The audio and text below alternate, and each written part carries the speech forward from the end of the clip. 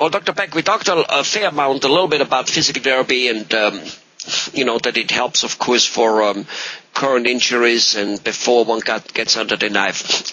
Give us some very specific illnesses, symptoms, pains for which people do come to a physical therapist. Mm-hmm. Well, as a physical medicine rehab specialist, I see people with a variety of muscle and joint complaints. We consider ourselves musculoskeletal medicine specialists. And so we see a variety of conditions, and basically starting at the top and going down, I can give you a few of those. For example, one of the commonest conditions I see is neck strain or neck pain. All of us sitting in front of computers and driving cars and things these days, we all have neck pain. And unless the pain is coming from a ruptured disc or a damaged nerve, that condition responds beautifully to physical therapy. Moving on down, shoulder issues, again, working on computers, doing the 21st century type of activities can lead to a lot of pain in the upper extremities, that being the arms and the shoulders and the hands, where you get strain and overuse syndromes, particularly in the tendons and muscles. And those conditions also respond beautifully to physical therapy because, again, physical therapy is addressing an underlying weakness, an underlying inflexibility, or an underlying injury in the muscle and soft tissue. So those conditions do quite well.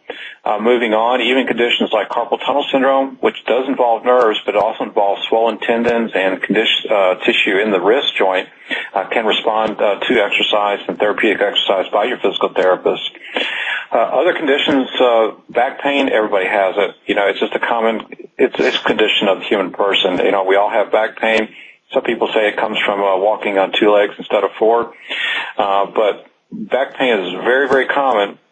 And one of the things we know about back pain is that the stronger and more flexible your back is, the better it is. And the less incidence of back pain you have, and the less occurrences of back pain you have. So you don't have to worry so much every time you lean over to pick something up that you're going to hurt yourself. So back pain is another condition that responds quite well to physical therapy. And again, I think everybody's had an episode of back pain, and they know what it's about. And so when you do have back pain, think about physical therapy. Moving down, another condition I see a lot in people, particularly when they have tight hamstrings and tight tissue in the hips, is bursitis of the hips, and that can be extremely painful.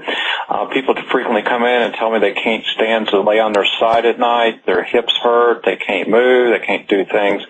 And this condition, we co-treat with physical therapists. They work from the therapeutic exercise in. They also use hot packs and ultrasound and modalities to help decrease the inflammation.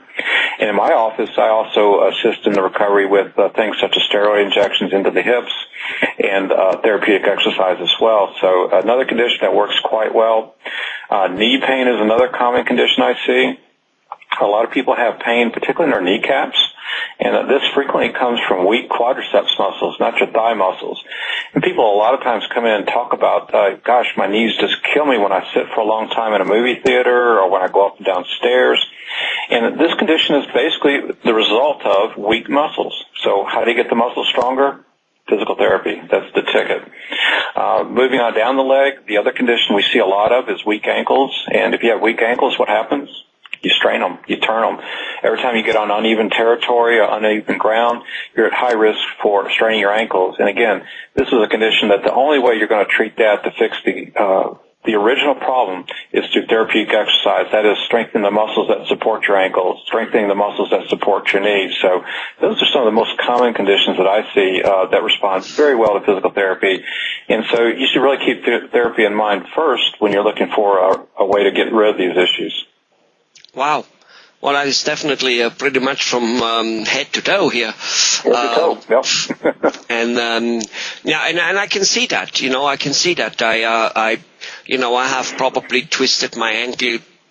Usually just walking. One time I remember I was playing tennis and I twisted it, and that one I kind of wrote off as you run, but a couple other times in my life, just walking the slightest little things, and to a certain degree, once you have done that once, you threaten it. That stuff hurts. Oh yeah. Yeah, and And I know my wife did it once. And again, so they're very specific. If you just then go and exercise, you probably won't fix the right muscle, because I think you said something there, in terms of knee pain. Who would have, what muscle was that you said is weak because you have knee pain? The technical name is the vastus medialis, but it's really your quadricep or thigh muscle. So, but it's a very specific part of the muscle that you have to work on. Right. I mean, who would think that? And how would you know that, just so to say, getting overall strong? So you may overall be another Arnold Schwarzenegger, but your knee hurts anyway because that one muscle wasn't part of your exercise. Yeah?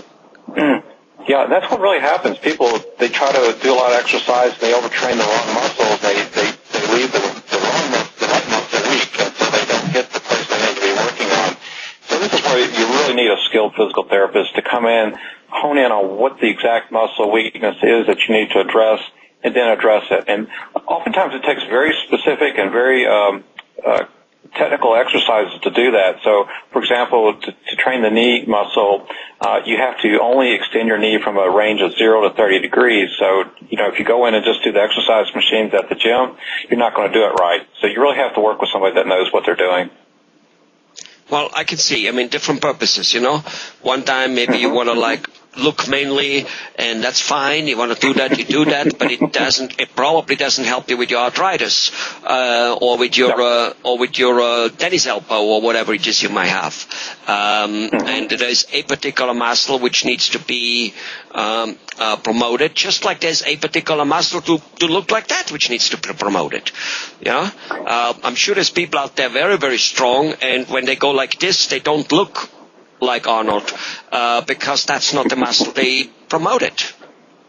Yeah? Yeah, I think the condition you mentioned, tennis elbow, that's one I see almost daily. And I see this in very strong guys that work outside a lot, pipe fitters, people like this. And the problem is they've got a very specific muscle that's weak, and it is in the forearm region, but they're overcompensating using other muscles, and they need very specific exercise to address the muscle that is being affected. So, yeah, I see this kind of thing all the time, and particularly with conditions like tennis elbow, and people that are actually very fit. And so they need to get very specific exercise to address the underlying problem. Well, that does it. That does it. This is very valuable information.